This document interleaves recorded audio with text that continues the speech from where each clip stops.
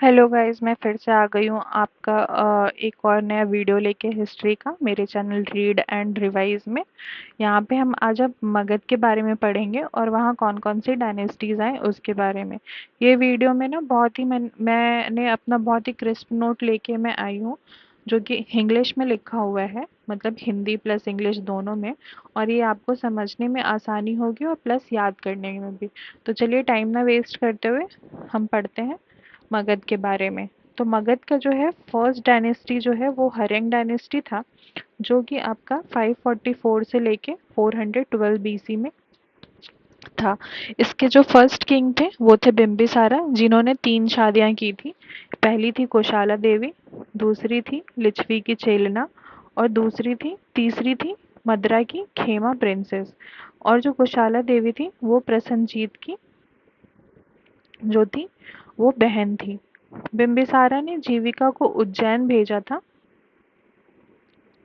और उज्जैन भेजा था जब राजा प्रद्योत जो थे और चंद्र प्रद्योत जिनको बोला जाता है, वो बीमार थे। ठीक है। बिम्बिसारा को और मतलब जाना जाता है सैन्य डायनेस्टी के लिए, जिसका मतलब होता है कि जिसके पास ना परमानेंट आर्मी हो। देन हम सेकंड राजा आ जाते हैं हरेंग डायनेस्टी का, वो है अजातशत्रु। अजातशत्रु ने अपने ही बाप को मार के, यानी बिम्बिसारा जो था उनके फादर थे, और उनको ही मार के वो किंग बना था। ये अवंती का सबसे बड़ा दुश्मन था। और इसी टाइम में ना फर्स्ट बुद्धिस्ट काउंसिल हुआ था। और एक और चीज हम याद रखेंगे कि जो बिम्बिसारा था वो कंटेम्पररी था गौतम बुद्धा के। ठीक है। अजातशत्रु ने देन राजगृह में अपना फोर्ट और दुर्ग बनवाया था, और उसके टाइम में इम्पोर्टेंट मिनिस्टर थे सुनिधा और वत्सकरा। और इम्पोर्टेंट वेपन्स थे उसके टाइम में रथमूसल और महाशील कंटका। तो ये भी इम्पोर्टेंट है, और प्लस ये भी इम्पोर्टेंट है कि एग्जाम में एक बार पूछा भी गया है। तो आप ये याद रखेंगे कि इम्पोर्टेंट मिनिस्टर सुनिधा और वत्सकरा। देन उसके बाद आ जाते हैं हम उज्जैन के बारे में। उज्जैन के बारे में ये है अजातशत्रु का ये बेटा था उज्जैन, और इसने भी अपने बाप को मार के, मतलब अजातशत्रु को मार के ये किंग बना था। इसने पाटलिपुत्र बनवाया। और इसके बाद आया अनुराधा, देन मुंडा, जो कि, और फिर मुंडा के बाद आया नागदशक। नागदशक जो था वो लास्ट किंग था हरेंग डायनेस्टी का, और इसको डिस्ट्रॉइंग ऑफ अवंती के लिए जाना जाता है। मीन्स कि इसने अवंती को डिस्ट्रॉय किया था नागदशक। नागदशक के बाद आता है शिशुनाग, जो इस्टेब्लिश करता है शिशुनाग डायनेस्टी। शिशुनाग डायनेस्टी, इसके टाइम में एक इम्पॉर्टेंट ऑफिशियल था जिसको हम अमात्य बोलते थे, और ये भी एक बार क्वेश्चन में आपका आ चुका है पीवाईक्यू में। तो आप ये याद रखेंगे, एक तो important minister at the time of Ajatashatru, और दूसरा कि इम्पॉर्टेंट ऑफिशियल अमात्य किसके टाइम में था, तो ये शिशुनाग के टाइम में था। शिशुनाग ने फिर राजगृह को अपना कैपिटल बनाया और सेकंड कैपिटल वैशाली को बनाया। और after 10 years of fight, means की जो अवंती था और मगध की जो ये डायनेस्टी थी हरेंग डायनेस्टी, इसमें 100 सालों से लड़ाई चल रही थी। और शिशुनाग जो है उसने अवंती को कन्क्वेयर किया था। शिशुनाग के बाद आता है काल अशोक, जिसके टाइम में आपका सेकंड बुद्धिस्ट काउंसिल हुआ था। और फिर देन आता है आपका नंद डायनेस्टी। आप ये भी याद रखोगे कि जब कन्क्वेयर हुआ था अवंती, तो उस समय वहां का जो लास्ट किंग था वो था नंदीवर्धन। ठीक है। फिर हम आते हैं क्या नंद डायनेस्टी। नंद डायनेस्टी जो है वो महापद्मा ने एस्टैब्लिश करा था, और उसको महापद्मा को शर्व शत्रानक शत्रांतक और अपरूटर ऑफ क्षत्रिय या फिर उग्रसेन बोलते थे। और उनके पास जो थी बहुत ही यूज आर्मी थी, और ये पाली टेक्स्ट में आपका लिखा हुआ है। तो आपका ना एक ये क्वेश्चन है कि कौन से टेक्स्ट में महापद्म को उग्रसेन बोला गया है, तो ये पाली टेक्स्ट है। फिर उनको एकरथ भी बोलते थे, और इनने अ, महापद्म ने इस कलिंगा ने कनाल खुदवाया था, मीन्स कि ये डग करवाया था। फिर महापद्म के बाद आते हैं धनानंद, जिनके बारे में ग्रीक टेक्स्ट में उनको बोला गया है आइडेंटिकल टू अग्नामिस जैंड्रमिस। अग्नामिस अग्नामिस जैंड्रस जैंड्रमस। तो ये इम्पॉर्टेंट है, थोड़ा सा टंग ट्विस्टर नेम है, बट आप याद कर लोगे क्योंकि ये बहुत ही ज़्यादा ऐसा आइकॉनिक है ना, मतलब आई कैचिंग है, तो ये याद ही हो जाएगा मुझे लगता है। तो धनानंद के बारे में आइडेंटिकल बताया गया है उसको अग्नामिस जैंड्रमस में, ग्रीक टेक्स्ट में। तो ये इम्पॉर्टेंट है, ये भी पीवाईक्यू है आपका। और धनानंद के टाइम में ही आया था अलेक्जेंडर, जो कि 226 326 बीसी है। और ग्रीक टेक्स्ट और राइटर क्रूसियस कर्सियस में लिखा हुआ है इसमें, है ना, कि धनानंद के पास ह्यूज आर्मी थी। देन हम देखेंगे कि फॉरेन इन्वेजन, मीनवाइल टाइम में फॉरेन इन्वेजन यहाँ पे मगध में कौन कौन थे और क्यों थे। तो पहला तो मेन रीजन था कि बहुत सारे छोटे किंगडम थे मगध में, जैसे कि कंबोज और गंधारा, और ये एरिया बहुत ही फर्टाइल था। और तीसरा जो रीजन था कि नेचुरल रिसोर्सेज बहुत सारे थे। तो पहला जो इन्वेजन हुआ वो हरेन डायनेस्टी में हुआ, ईरानियन और पर्शियन किंग डारियस के द्वारा, जो कि एक अर्कमेनियन किंग था। और डारियस के बारे में ना बेस्थून इंस्क्रिप्शन में लिखा गया है, ये इम्पोर्टेंट है आपका बेस्थून इंस्क्रिप्शन, जिसमें डॉरियस के बारे में लिखा गया है। और इसने गंधार को अपना 20th प्रोविंस बनाया था, और यहाँ से इतनी ज़्यादा रेवेन्यू जनरेट होती थी कि वो 1/3 था टोटल रेवेन्यू का, जो कि ईरान में जनरेट होता था। और डेरियस के आने के बाद से ही इंडो ईरान हमारा ट्रेड स्टार्ट हुआ। और ये जो है अपने साथ खरोष्ठी लिपि ले आए, जो कि हमारे ना अशोक के इंस्क्रिप्शन में भी मिलता है। फिर उसके बाद क्या हुआ कि मॉरन का जो स्कल्पचर है उसमें भी इसका हम लोगों को दिख जाता है कि हाँ उससे इंस्पायर है, क्योंकि जब भी हम देखेंगे अशोका का, अगर आप देखोगे ना तो वहाँ पे एक पिलर देखोगे तो उसमें ऐसा बेल के शेप में ना ऐसा लोटस बनाया हुआ है। तो ये वाली जो चीज़ है ये आपका आर्कमेनियन से ही इंस्पायर्ड है। ठीक है, यहाँ पे मैंने एग्जाम्पल भी लिख दिया है कि बेल शेप कैपिटल कैपिटल जो है बनना स्टार्ट हुआ था इसी टाइम में। ठीक है, फिर देन हम आते हैं मैसेडोनियन इन्वेजन में, जिसमें अलेक्जेंडर आया था 326 बीसी, अभी मैंने आपको ऊपर ही बताया था। और इसने कन्क्वायर किया काबुल को। तो जब इसने कन्क्वायर किया काबुल को, देन तक्षशिला और अभिसारा इन लोगों ने खुद ब खुद ही सबमिट कर दिया, मतलब आगे झुक गए ये अलेक्जेंडर के। बट जो पोरस था, पोरस और अलेक्जेंडर की लड़ाई हुई बैटल ऑफ वितास्ता में, और जिसको हम बोलते हैं बैटल ऑफ हाइडा पास। तो ये एक इम्पॉर्टेंट है। ठीक है, देन पोरस के बाद शकाला के साथ उनकी बैटल हुई अलेक्जेंडर की, और इन सब की लड़ाई खत्म होने तक सेलुकस निकेटर को ना यहाँ पे उनने जो कि मिलिट्री कमांडर था अलेक्जेंडर का, यहाँ पे गंधार का और कंबोज का उसको किंग बना दिया गया। अलेक्जेंडर से आने से हमारे यहाँ पे यूरोप के साथ हमारा जो है लैंड और सी का रूट स्टार्ट हो गया, और न्यू कम्युनिटी जुड़ गई हमारे मगध में, जिसको हम इंडो बैकेटियन और इंडो पार्थियन बोलते हैं। ठीक है, फिर हम देन आते हैं मौर्यंस। मौर्यंस जो है वो आपका नंद डायनेस्टी के बाद आया 322, और टू 185 BC इनका रीन था। रीन मीन्स कि इनका राज्य था। ठीक है। और जो मौर्यंस के बारे में सोर्स है ना, वो आपको मिल जाएंगे अर्थशास्त्र में, जो कि कौटिल्य की बुक थी। मेगास्थनीज के इंडिका में, विकास दत्त के मुद्र राक्षस में, दिव्य दिव्य वदना जो तिब्बत बुक है, और दीपावमसा और महावंश जो कि बुद्धिस्ट लिटरेचर है। तो इन सारे जो बुक्स हैं, इनमें आपको मॉरन्स के बारे में सोर्सेज मिल जाएंगे। ठीक है। बट जो अर्थशास्त्र है, उसमें किसी भी किंग का ना नाम नहीं दिया गया है। तो ये एक चीज आप याद रखोगे कि अर्थशास्त्र में मॉरन्स का तो है सोर्स, बट उसमें ना किसी किंग के बारे में दिया नहीं गया है। ठीक है।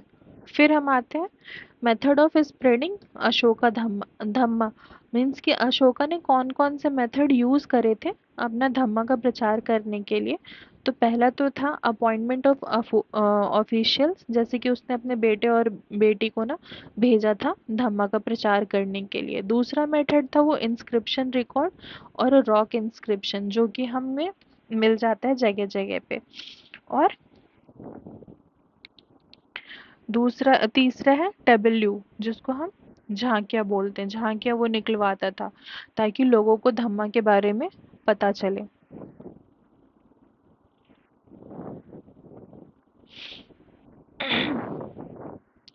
और अशोका ने मज्जांतिक, ये इम्पोर्टेंट नेम है, उसको कश्मीर और गंधार भेजा था धम्म का प्रचार करने के लिए। और अपने बेटी बेटी को श्रीलंका और मालदीव भेजा था, जो यहाँ पे मैंने आपको फर्स्ट बताया था ना, ऑफिशियल अपॉइंट करता था, तो उसका ही ये एग्जाम्पल है। तो ये तो कुछ इम्पोर्टेंट फैक्ट थे। अब हमें स्टार्ट करते हैं मौर्यन के बारे में। तो हम आते हैं चंद्रगुप्त मौर्य के बारे में, जो कि आपका 322 से लेके 239 BC तक था। ठीक है। धनानंद को हराकर बना था ये किंग। ठीक है। सेलुकस निकेटर से लड़ाई हुई थी।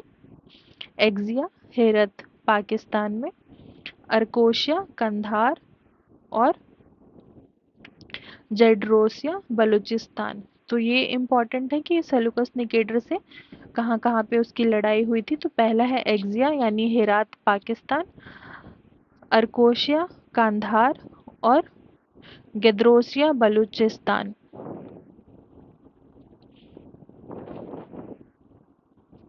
और फिर इसको परोपनिषद बोलते हैं। चंद्रगुप्त को ये टाइटल मिला था आफ्टर दिस लड़ाई। ये लड़ाई होने के बाद उसको परोपनिषद का टाइटल मिला था। और प्लस उसने ना सेल्यूकस निकेटर की बेटी से शादी कर ली थी। फिर जो चंद्रगुप्त मौर्य है, ये जैन बन गया था, और ये चंद्रागिरी हिल्स पे गया था। फिर हम आते हैं, इसको बोले जाता है liberator of India by Greeks. तो ये भी इम्पोर्टेंट है कि लिबरेटर ऑफ इंडिया ग्रीक्स किसको बोलते हैं, तो वो है चंद्रगुप्त मौर्य। देन मैगस्थनीज आया चंद्रगुप्त मौर्य के टाइम में ही, जिसने अपने बुक इंडिका में जीटी रोड के बारे में बात की थी, और पटना के एडमिनिस्ट्रेशन के बारे में भी बात किया था। और उसने ही कहा था अपने कि स्लेवरी और नो स्लेवरी और नो फामीन इन मगध। मीन्स कि मगध के एरिया में कोई भी गरीब नहीं है और यहाँ फामीन नहीं है।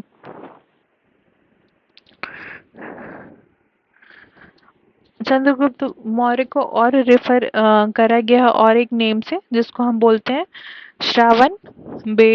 बेलगोला। श्रावण बेलगोला, ये कर्नाट में,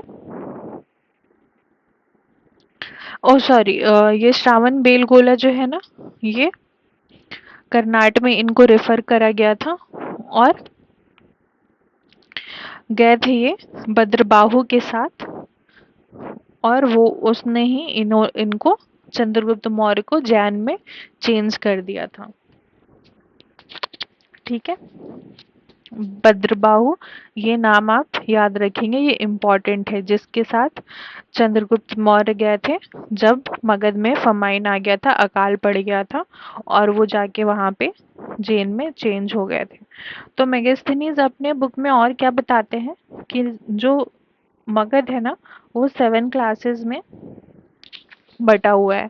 पहला है आपका फिलोसोफर, दूसरा है सोल्जर, तीसरा है आर्टिशन, चौथा है काउंसलर, पांचवा है फार्मर, छठा है हर्ड्समैन और सातवां है मजिस्ट्रेट। तो ये चीज आप ये 7 क्लासेस याद रखेंगे कि मेगास्थनीज ने कौन से 7 क्लासेस में मगध को डिवाइड करा था, मगध की सोसाइटी को डिवाइड करा था। ठीक है, और इसने सिर्फ 6 कमिटी बताई थी जो कि एडमिनिस्ट्रेशन होता था जिसके द्वारा मगध में। तो पहला है आपका इंडस्ट्रियल, दूसरा है एंटरटेनमेंट, थर्ड है registration of birth and death, fourth है ट्रेड एंड कॉमर्स, फिफ्थ है public sale and manufacturing goods और सेवेंथ है last one is collection of taxes.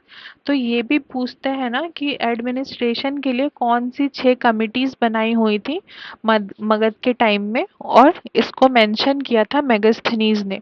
तो मेगास्थनीज के लिए हम यहाँ पे बहुत सारे इंपॉर्टेंट पॉइंट हैं कि पहला कि वो कब आया था, तो वो चंद्रगुप्त मौर्य के टाइम में आया था। ठीक है, उसका बुक था इंडिका जिसमें कि इनके बारे में दिया गया है, प्लस उसने जीटी रोड के बारे में बताया था और पटना के एडमिनिस्ट्रेशन के बारे में बताया था। Second point is, another point is कि उसने बोला था कि मगध में कोई स्लेवरी और कोई फेमिन नहीं है। फिर उसने बताया कि 7 क्लासेस है सोसाइटी की, जिसमें आपके philosopher, soldier, artisans, counsellor, farmer, herdsman और मजिस्ट्रेट हैं।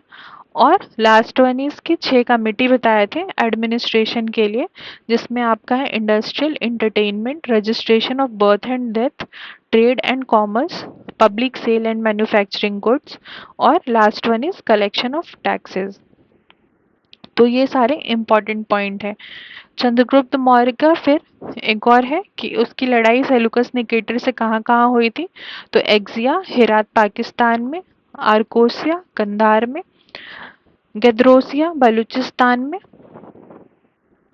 तो ये 3 जगह है, और उसने सेलुकस निकेटर की बेटी के साथ फिर शादी कर ली थी।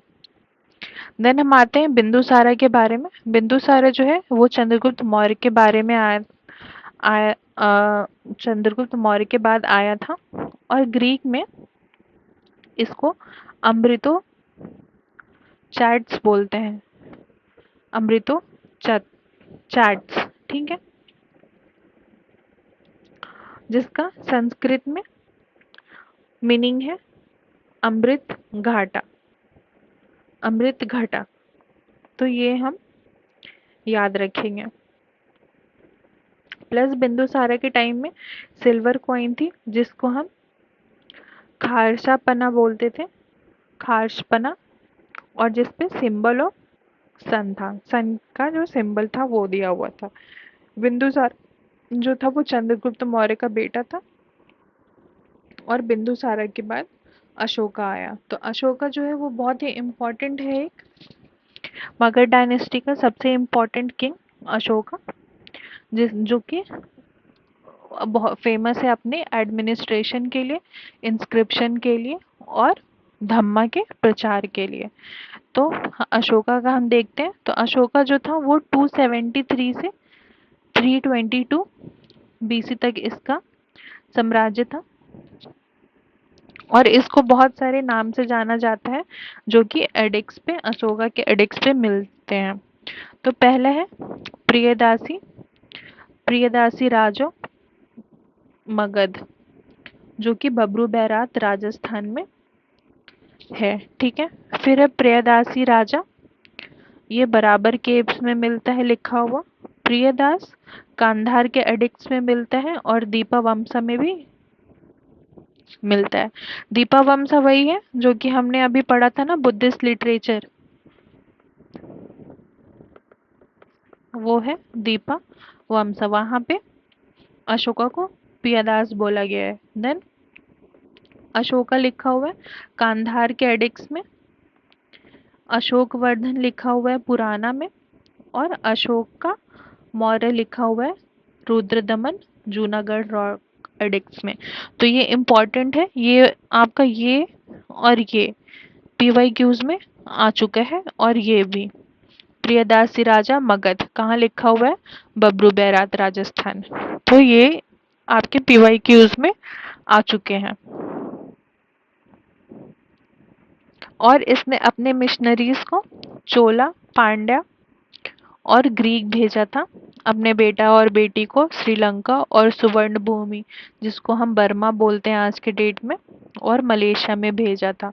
उपगुप्त जो थे इनके स्पिरिचुअल टीचर थे, जो कि इनको इन्फ्लुएंस किए थे बुद्धिस्ट में कन्वर्ट होने के लिए।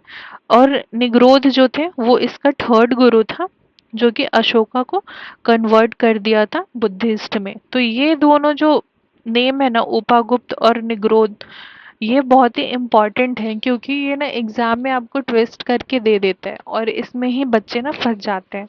और इसमें मैं भी फंसी हूँ। जो इस बार वाला मेरा प्रीलिम्स था वो थर्ड अटेम्प्ट था, बट जो मेंस था वो फर्स्ट अटेम्प्ट था। तो मैं भी ना बहुत फंसी हुई इसमें, क्योंकि मैं जॉब के साथ प्रिपेयर कर रही थी, तो मुझे थोड़ा सा ना इसमें टाइम लगा था। देन हम चलते हैं, आगे बढ़ते हैं, देखते हैं सेकंड गुरु जो थे मोगली पुत्र टिसा था। मुगली पुत्र टिसा।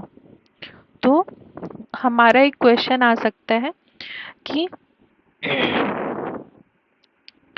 अशोका के तीन जो गुरु थे उनका नाम आप बताओ, मतलब तीन गुरु कौन कौन थे। उसमें आ जाता है who are all three teachers of Ashoka. और उसमें ऐसा भी क्वेश्चन आता है कि इनमें से कौन नहीं है। तो आप ये याद रखोगे, उपगुप्त, निगरोध और मोगलीपुत्र टिशा। तो ये आपके इम्पोर्टेंट है। उपगुप्त ने उनको इंस्पायर किया था और इन्फ्लुएंस किया था बुद्धिस्ट बनने में, और निगरोधा ने उनको कन्वर्ट किया था अशोका को। फिर हम मेजर रॉक एडिक्ट्स के बारे में देखते हैं। तो रॉक एडिक्ट्स फर्स्ट, जिसमें आपका दिया हुआ है एनिमल सेक्रीफाइसेस नहीं होनी चाहिए, और हॉलीडे इन फेस्टिवल, यानी फेस्टिवल्स पे छुट्टियां होनी चाहिए। ठीक है। तो फिर सेकंड मेजर रॉक एडिक्ट्स क्या है, इसमें दिया गया है सोशल वेलफेयर अंडर धम्मा, मेडिसिन्स, रोड और वेल्स। तो इन सब के बारे में सेकंड रॉक एडिक्ट्स में दिया गया है सोशल वेलफेयर अंडर धम्मा, मेडिसिन के बारे में, रोड बनाने के बारे में, और वेल्स बनाने के बारे में। इसमें ऑल्सो पांड्यास के बारे में दिया गया है, सत्यपुत्र और केरल पुत्र के बारे में दिया गया है। तो ये आपको क्वेश्चन पूछ सकता है कि कौन से रॉक एडिक्ट्स में सोशल वेलफेयर धम्मा के अंडर दवाइयाँ पांड्यास और सत्यपुत्रा केरल पुत्रा के बारे में दिया गया है। तो ये आप सेकंड वाले को बता सकते हैं। देन थर्ड है हमारा रिस्पेक्ट देना है ब्राह्मण्स को, पेरेंट्स को और सरमन्स को। मीन्स कि आपका ये थर्ड रॉक एडिक्स है, जिसमें आपको दिया गया है कि ब्राह्मण, पेरेंट्स और सरमन्स को रिस्पेक्ट देना है। फोर्थ रॉक एडिक्ट है जिसके बारे में, जिसमें लिखा हुआ है नॉन वायलेंस एनिमल्स के साथ। मीन्स कि एनिमल्स के साथ वायलेंस नहीं करना है। फिफ्थ एडिक्ट है धम्मा, महामातास का अपॉइंटमेंट। मीन्स कि धम्मा के जो ऑफिशियल्स हैं उनके अपॉइंटमेंट के बारे में दिया गया है फिफ्थ एडिक्ट। सिक्स्थ एडिक्ट है इंस्ट्रक्शन दिया गया है महामातास को, ऑफिशियल्स को इंस्ट्रक्शन दिया गया है कि धम्मा का कैसे करना है। फिर सेवेंथ एडिक्ट है टॉलरेंस के बारे में दिया गया है, सेल्फ कंट्रोल के बारे में दिया है। एट्थ एडिक्ट धम्मा यात्रास। नाइन्थ एडिक्ट धम्मा डिस्क्राइब करता है प्रिंसिपल, जिसमें एल्डर्स को रिस्पेक्ट देना है, सेल्फ कंट्रोल करना है और अवॉइड करना है वायोलेंस को। देन हम आते हैं आपका 11th, जिसमें अपील की गई है फॉर टॉलरेंस। तो आप देखोगे ना, वॉयलेंस, टॉलरेंस और ये एनिमल्स के लिए वॉयलेंस, तो ये सारी चीज़ें धम्मा के जो इम्पोर्टेंट पॉइंट्स हैं। और दूसरे को रिस्पेक्ट देना, तो मेन जो आप देखोगे पॉइंट्स, तो इसमें आपको वायलेंस और रिस्पेक्ट दो चीज़ें हैं जो कि इम्पोर्टेंट है धम्मा में। ठीक है। रॉक एडिक्ट 13 में दिया हुआ है, लड़ाई से नहीं, पड़ोसियों को धम्मा से जीतना है। ठीक है। और इसमें change of Ashoka nature, violence to a great lover और प्रीचर ऑफ पीस। थर्ड मतलब 13th एडिक्ट, जिसमें कि अशोका का जो नेचर है वो चेंज हो गया था, और उसके बारे में दिया हुआ है कि वो पीस को अपनाने लगा, मतलब अपनाने चल दिया था। फिर एडिक्ट्स जो है ये सारे, ये प्राकृत और ब्राह्मी लैंग्वेज में, ब्राह्मी लैंग्वेज स्क्रिप्ट और प्राकृत लैंग्वेज। लैंग्वेज वो चीज़ है जो हम बोलते हैं, और जो हम लिखते हैं उसको हम स्क्रिप्ट बोलते हैं। तो आप ये याद रखना कि एडिक्स जो है ना वो प्राकृत लैंग्वेज और ब्राह्मी लिपि में है। लिपि यानी स्क्रिप्ट। और कहीं कहीं ये खरोष्टी, जो कि मैंने आपको ऊपर दिखाया था ना कि जब इन्वेजन हुआ तो खरोष्टी लिपि भी आई। ठीक है। और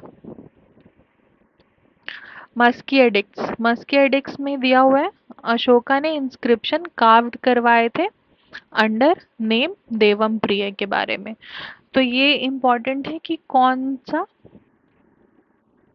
इंस्क्रिप्शन है जो कि अशोका ने कार्व्ड करवाया था अंदर अंडर नेम ऑफ देवम प्रिय। तो ये है मस्की एडिक्ट्स।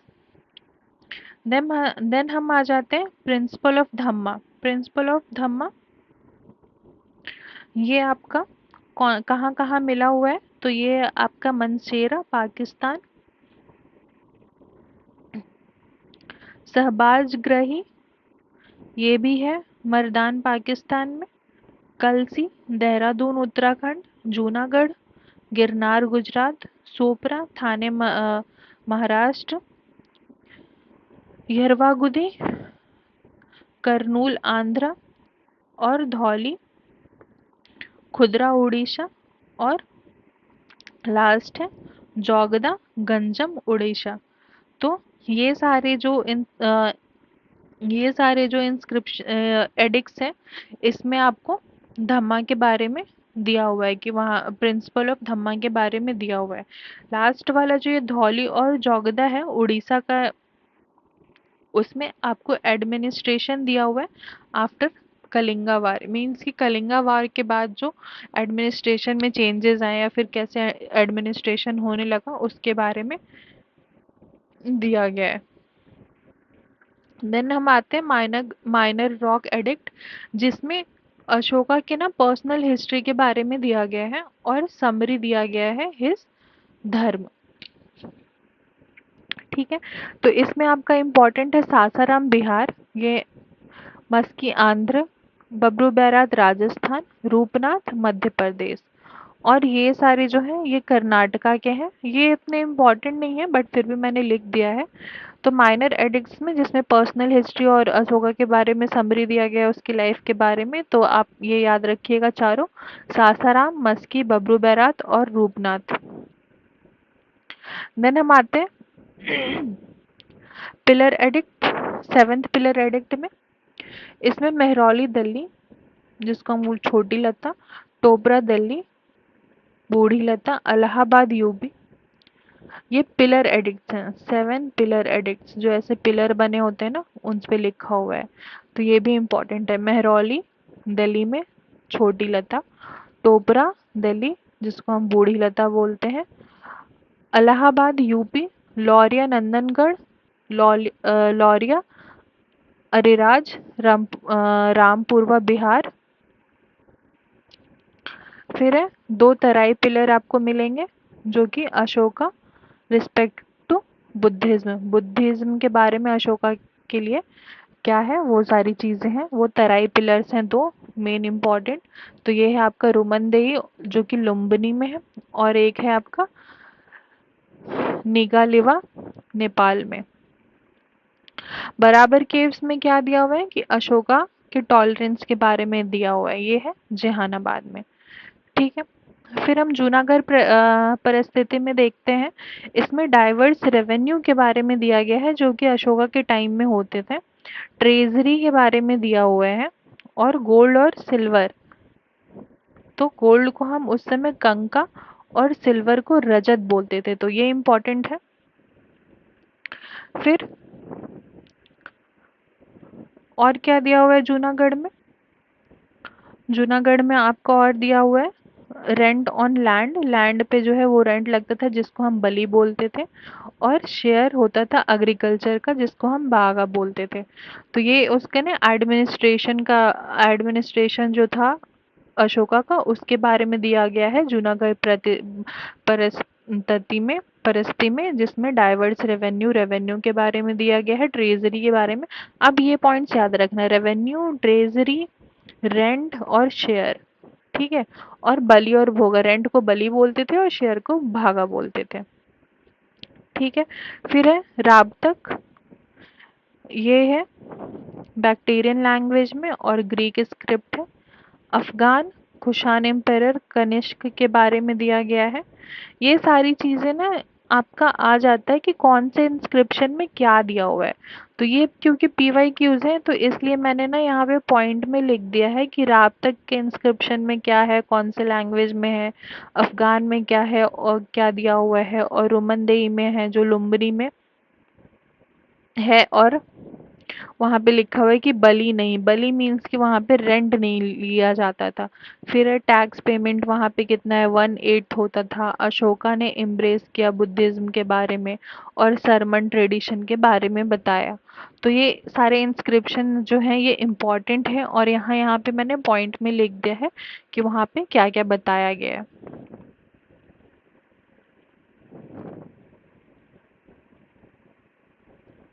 इसमें अरिकामेडु इंस्क्रिप्शन में दिया हुआ है आपका, क्या दिया हुआ है, पेरिपस ऑफ एरिस्टियन सी।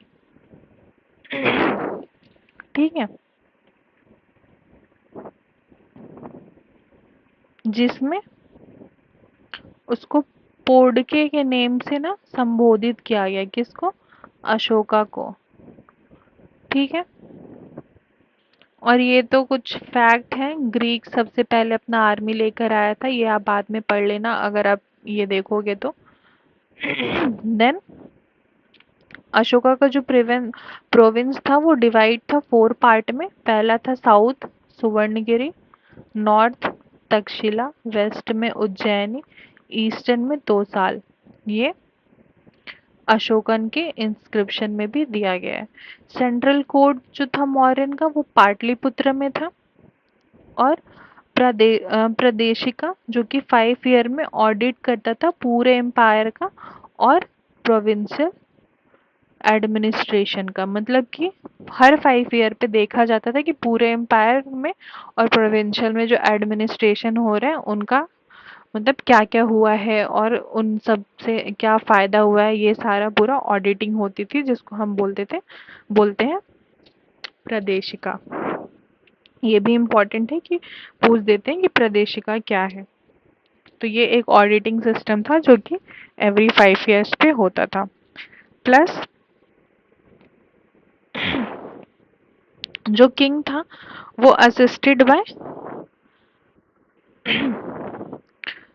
मंत्रिपरिषद, जो कि अर्थशास्त्र में और अशोका के एडिक्ट में भी दिया गया है। तो मंत्रिपरिषद में आपके कौन कौन लोग थे, युवराज, पुरोहित, सेनापति, शुल्का शुल्कायक्षा। शुल्क आयक्षा मीन्स की, शुल्क मीन्स आप याद रखना टैक्स कलेक्टर। फिर गोपा जो कि रजिस्टर करता था बर्थ एंड डेथ के बारे में, ये वहाँ का मंत्री परिषद था। अशोका के टाइम में जो टैक्स था वो 1/4 और 1/6 कलेक्ट किया जाता था, डिपेंड करता था कि क्या प्रोडक्ट है।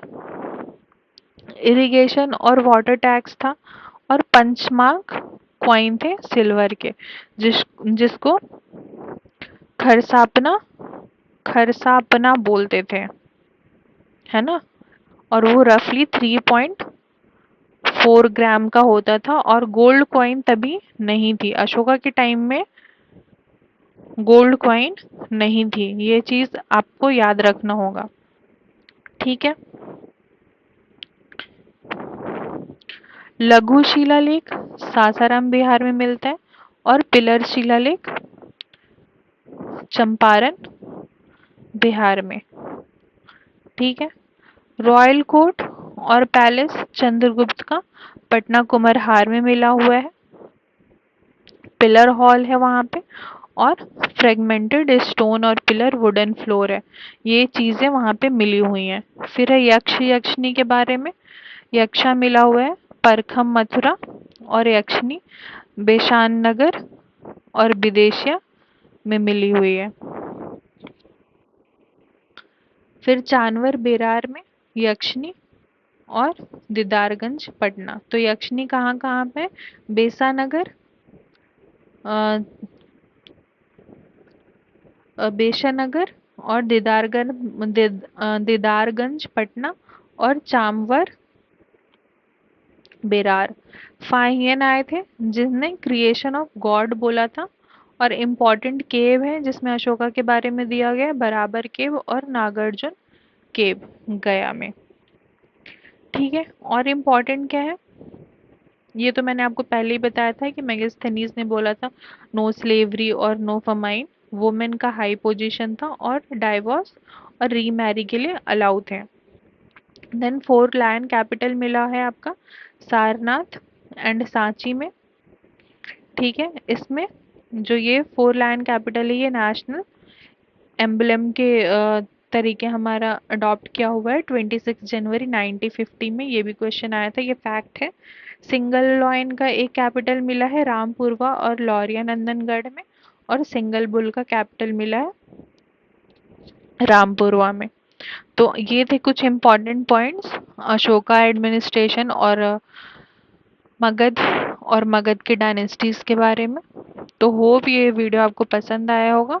Please like share and subscribe, और मैं तब तक के लिए आपके लिए कुछ और भी इम्पोर्टेंट पॉइंट्स और वीडियोस अपलोड करती हूँ और उनको प्रिपेयर करती हूँ।